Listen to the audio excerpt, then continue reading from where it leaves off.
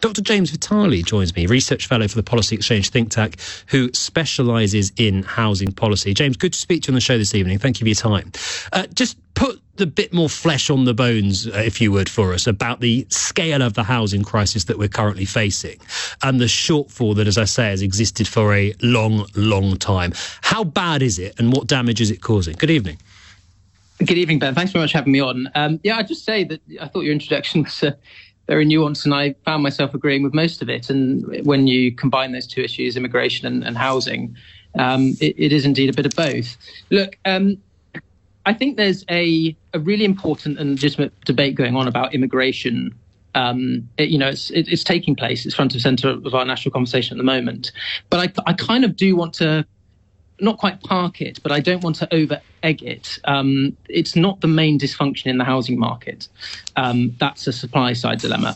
But you're right. In terms of the housing stock, even on the government's own estimates or targets of 300,000 homes a year, we haven't built that number since the 1960s. So there's a serious issue of state capacity and our capacity to deliver the homes this country needs.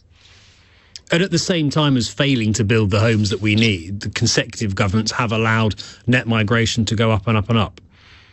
Yeah, look, so since about 1990, immigration has replaced natural growth as the key driver of population expansion. So yes, this is the main thing adding to demand.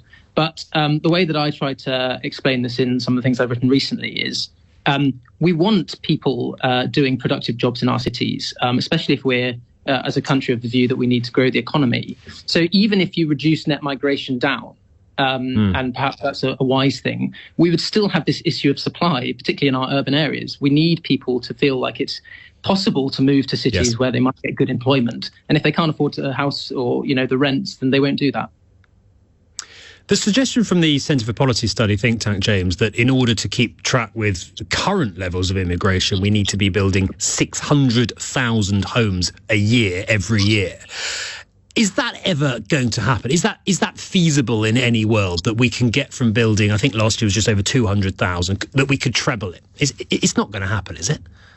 So what I'd say is, the official report figures from the government haven't come out yet. And I think all of us in the policy world would like to see those first. But in terms of, can-do attitudes, in the past, there have been drastic expansions in the supply of new homes. I don't think that is a sustainable model, adding that much to the housing stock each and every year. But what I worry about is this demand side argument that it's all about the number of people coming into the country or population growth. It distracts us from the key issue, which is, as a country, we've had a chronic undersupply of housing for decades under multiple governments of different colours.